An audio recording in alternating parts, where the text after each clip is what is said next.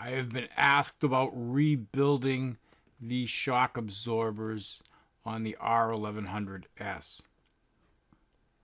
Hello, my friends. In this segment, I'm going to address a question about the R1100S. I've been asked more than once about rebuilding the stock suspension. And this goes for several BMW models. And I remember back to the early 80s, and a friend of mine who was quite more knowledgeable about suspension then than I answered that question quite simply. Do you like your stock suspension? Did you like it when it was new?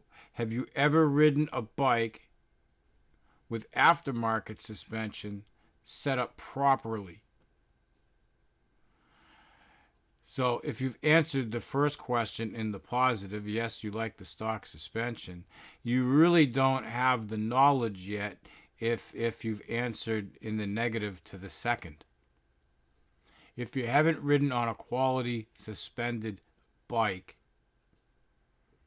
you have nothing to compare to. It's a world of difference when you would take the rear shock from, let's say, a K100RS or K1100LT and put something better on the back. And back in the day, it was a Fox shock. The difference in handling was indescribable. Even more drastic than a fresh set of tires.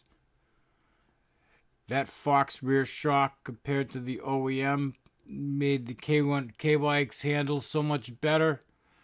More nimble, more comfortable. You could rack up the miles easier.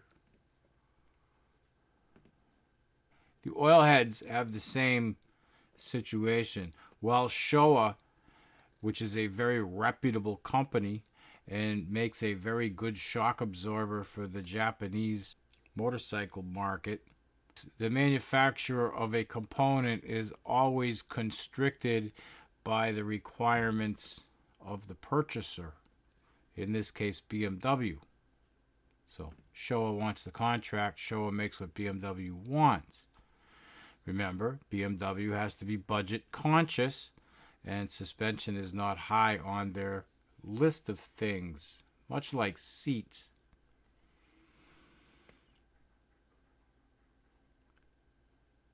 The stock suspension components are always touted as not being rebuildable by the manufacturer. They aren't made to be serviceable. I know people who have rebuilt shocks in the past, stock shocks in the past, and with success, but they're never going to be any better than they were new, minus some valving changes and such and a different spring.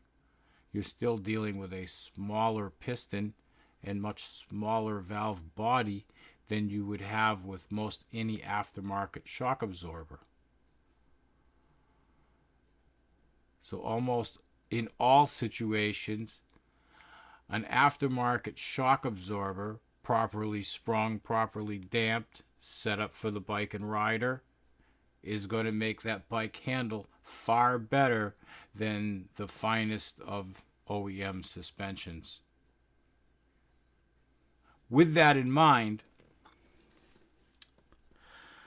I will share this story of the one time I had a customer insist that the stock shocks were in fact rebuildable, and that he did in fact have a quote to do such task, and would I please remove his shock absorbers so that they could be boxed up and sent to this place of wonder and magic that was going to rebuild the stock shocks for this K1200RS. 2000 K1200RS stock shock, one rebuild. They put a larger spring on.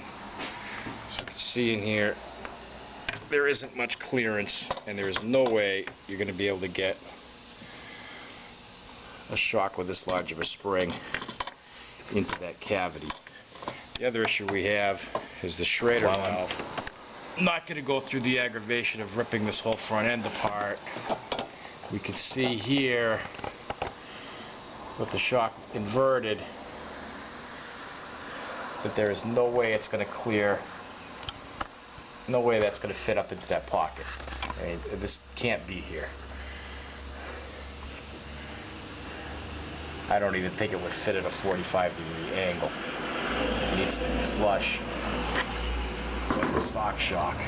This K1200RS had 65,515 miles.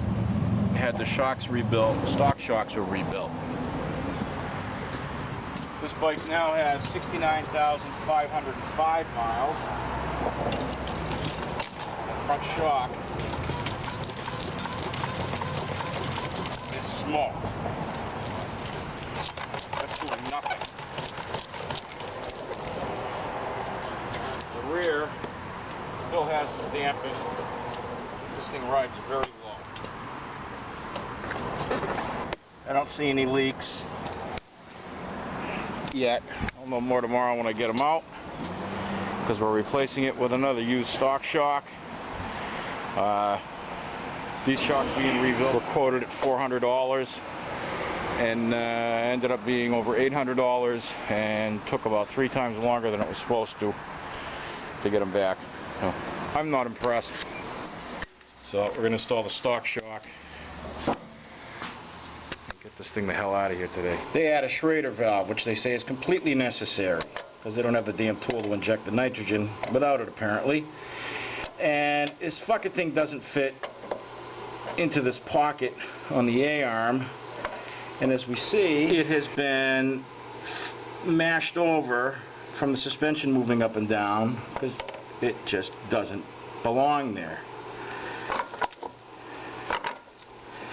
They say it's mandatory to have it right there. I believe everybody else puts them up here under the spring collar, but the fuck do I know? Okay, this K12RS now has a used stock shock in it.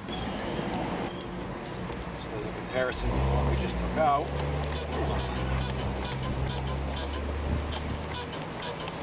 It takes a lot more grunt to get it to move, and it doesn't bounce anywhere near as much as the other one. That was a big waste of money. And with that, my friends, you can make your own decision. I thank you for taking the time to view this video. I'd like to thank my YouTube viewers and ask them to give me a thumbs up if you've enjoyed this video. And if you're of the means, consider coming over to Patreon and supporting my video work. Patreon is where my supporters help my video work with a monthly contribution of their choice. Thank you, my friends. You will see me again soon. Take care.